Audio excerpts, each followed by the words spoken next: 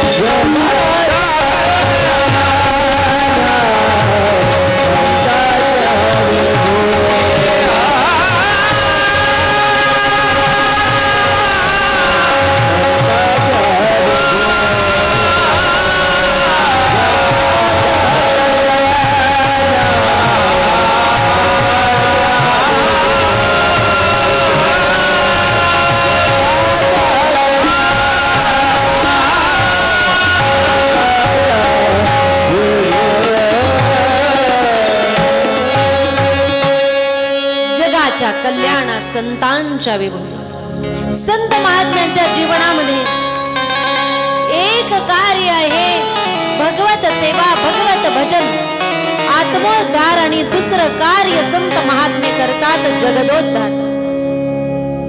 एक आहे आत्मोद्धार आणि दुसरं आहे जगदोद्धार।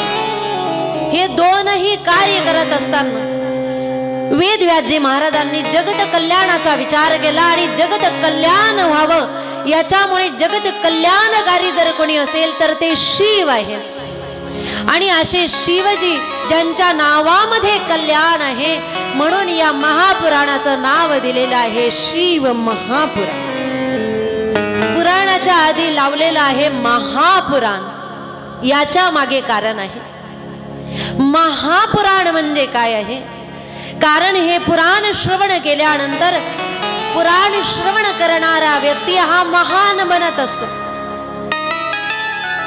त्याची वृत्ती महान बनत असते, त्याचे विचार महान बनत असतात, तो महान बनत असतो, त्याचं हृदय महान बनत असतं। म्हणून हे पुराण जे आहे ते महान बनवणार आहे, श्रेष्ठ बनवणार आहे, उच्चतम पदवी प्राप्त करून देणार आहे। म्हणून पुराणाला नाव दिलेलं आहे शिव महापुराण। शंकर महापुराण हे नाव दिलेलं नाही, रुद्र महापुराण नाव दिलेलं नाही, महादेव महापुराण नाव दिलेलं नाही, तर शिव पुराण हे नाव दिलेलं आहे। आणि असे शिव कल्याणकारी आहेत। वेदव्यासजी महाराजांनी जेव्हा या पुराणाची रचना केली, या पुराणाची रचना करत असताना दिव्य असं पुराणाचं रचना केली। आणि हे पुराण आपले जे एक झाल्यानंतर शिव महापुराणावर जी चर्चा झालेली आहे ती तीर्थराज प्रयाग या ठिकाणी झालेली आहे। 88,000 श्रवणकादिक ऋषी यांनी जेव्हा तीर्थराज प्रयाग या ठिकाणी बसले, ज्या ठिकाणी गंगा, यमुना आणि सरस्वतीचा तट आहे, त्या तीर्थराज प्रयागावर बसल्यानंतर कथा श्रवण करण्याची लालसा ज्यांच्या अंतःकरणामध्ये उत्पन्न झाली। 88,000 श्रवणकादिक ऋषी आहे आणि केवळ इच्छा एकच आहे, आपण सत्संग श्रवण केला पाहिजे, आपण कथा श्रवण केली पाहिजे। आणि मुख्य कार्य काय करताय तर यज्ञ करण्याचं नेहमी कार्य करताय। यज्ञ का केला जातो म्हणतात? यज्ञ जगत कल्याणासाठीच केला जातो। यज्ञ का केला जातो?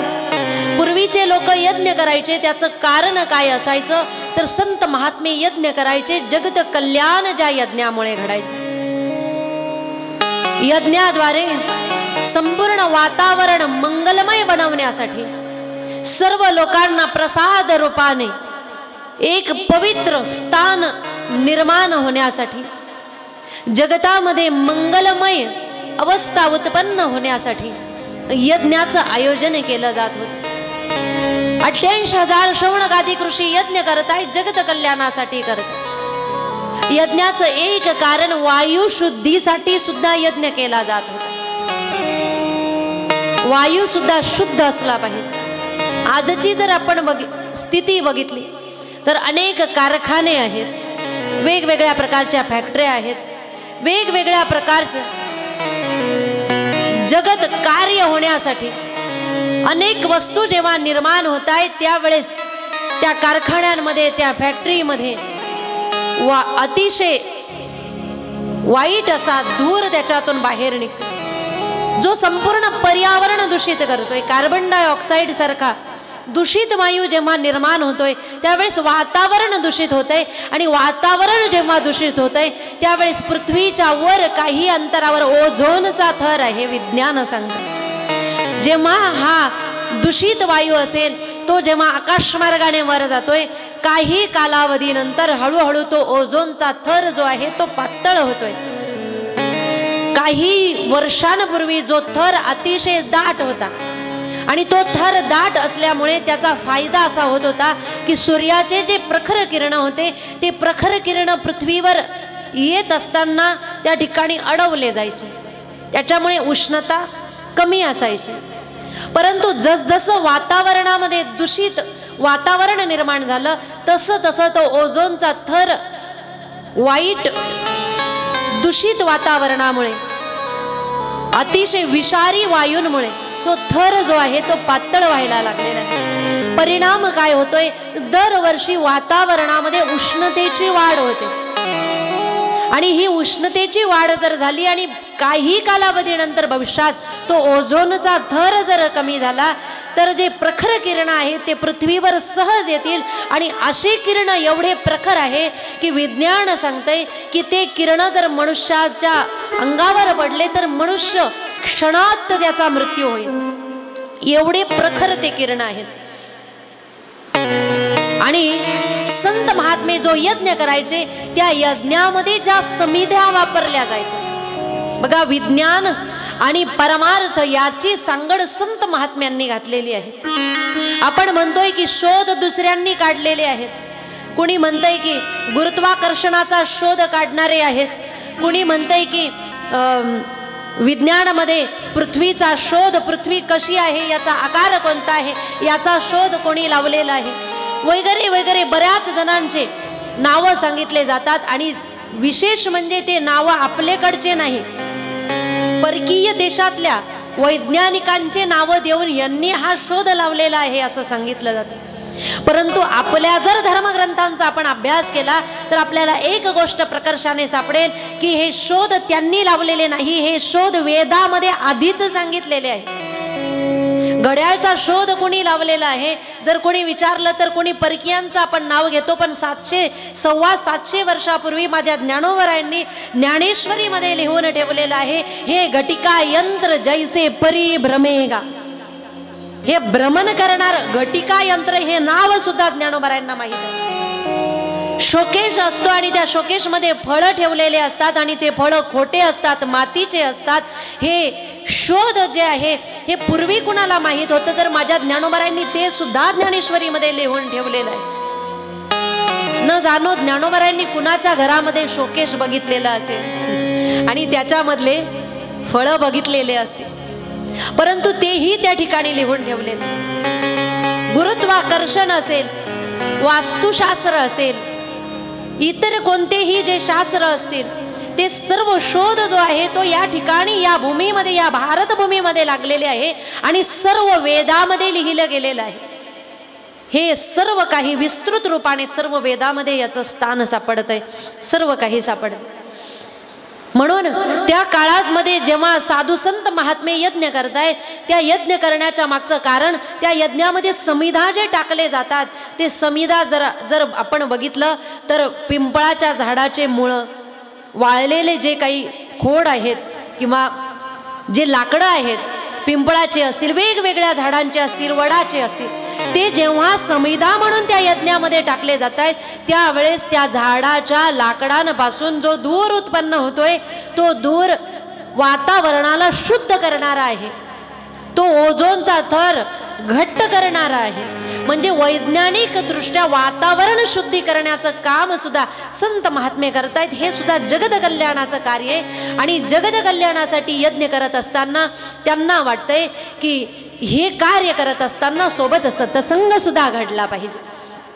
आणि जेव्हा यज्ञ चालू होता तीर्थराज प्रयाग या ठिकाणी तेव्हा त्या यज्ञामध्ये दर्शन घेण्यासाठी सूतजी महाराज आलेले होते. व्यास शिष्य सूतजी महाराज का आलेले आहेत म्हणतात, त्यांना बोलवलेलं नाही तर ते दर्शन घेण्यासाठी आलेले आहेत, दार्शनिक म्हणून आलेले आहेत.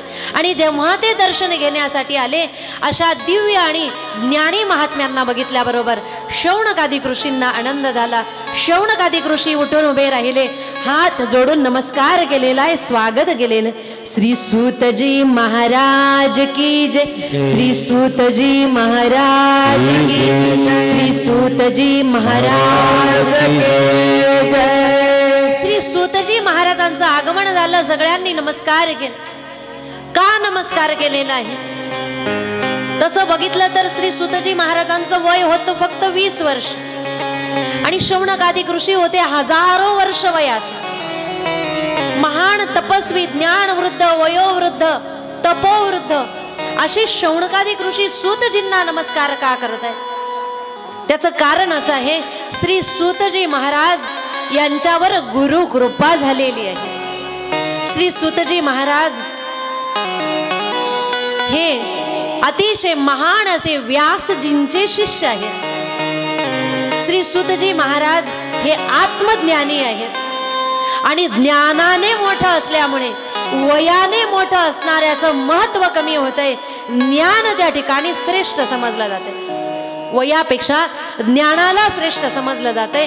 म्हणून वयोवृद्ध असणारे सुद्धा ज्ञान वृद्धाच्या पुढे मान खाली घालून नमस्कार करत आहे. सूतजी महाराजांना, सूतजी महाराजांचं स्वागत केलं. सूतजी महाराजांना माहित आहे हे स्वागत माझं का चालू आहे. मी फार वयाने मोठा आहे म्हणून नाही, मी ज्ञानी आहे म्हणून नाही. सूतजी महाराजांचा वैयक्तिक विचार, मी ज्ञानी आहे म्हणून माझं स्वागत केला जात नाही, तर माझ्यावर गुरुकृपा आहे म्हणून हा माझा सत्कार आहे. ही सूतजी महाराजांची विचारशैली आहे. त्याच्यामुळे सूतजी महाराज अहंकार रहित आहे. हा गुरुकृपेचा प्रसाद आहे म्हणून त्या ठिकाणी उच्च गादीवर विराजमान होत आहे. आणि जेव्हा सूतजी महाराज उच्च गादीवर विराजमान झाले त्यावेळी शौनकादिक ऋषी हात जोडून सूतजी महाराजांना जगत कल्याणासाठी म्हणतायत, महाराज आतापर्यंत तुम्ही आम्हाला अनेक पुराण सांगितले, कधी तुमच्या मुखारविंदातून आम्ही देवी महात्म्य श्रवण केलं. महाराज तुमच्या मुखारविंदातून कधी आम्ही विष्णू पुराण श्रवण केलं, गणेश पुराण श्रवण केलं, स्कंद पुराण श्रवण केलं, वेगवेगळ्या पुराण श्रवण केले. परंतु आज आमच्या मनामध्ये इच्छा आहे की महाराज आम्हाला जे अवढर दानी आहे, जे तत्काल कृपा करणारे आहे, जे देवाधिदेव म्हटले जातात, त्या भगवान महादेवाचं शिव पुराण आम्हाला श्रवण करायचं आहे. त्यांनी जगतामध्ये काय कार्य केलेलं आहे हे पुराण आम्हाला श्रवण करायचं आहे. जेव्हा सूतजी महाराजांना शौनकादिक ऋषी ही विनंती करतायत, हात जोडून पुन्हा पुन्हा नमस्कार करतायत, तेव्हा सूतजी महाराज शौनकादिक ऋषींना शिव महापुराण कथा सांगतायत. शिव महापुराण सांगणारे श्री सूतजी महाराज जे आहेत ते शिव महापुराण सांगतायत. आणि महापुराण सांगत असताना शौनकादिक ऋषींच्या अंतःकरणामध्ये कोणते विचार आहेत हे जाणून घेण्यासाठी काही कालावधीसाठी स्तब्ध झाले. शौनकादिक ऋषी जे आहेत हे शिवपुराण सूतजींच्याच मुखातून का श्रवण करतायत, त्याच्या मागचं कारण त्यांनी वेद व्यासजींकडून सर्व पुराण श्रवण केलेले आहेत. आणि वेद व्यासजी महाराज म्हणजे भगवान परमात्म्याचा अवतार आहे.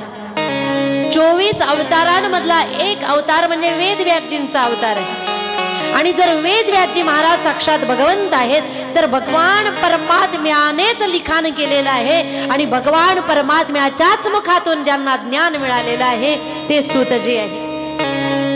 त्यांच्याच मुखातून पुराण का श्रवण करतायत, त्याचं दुसरं कारण असं आहे, व्यास कृपा तर आहे, गुरु कृपा तर आहे, परंतु दुसरं कारण असं आहे की श्री शुकदेवजी महाराजांनी दिलेलं तत्वज्ञान जे आहे ते सुद्धा सूतजी महाराजांनी अवगत केलेलं आहे.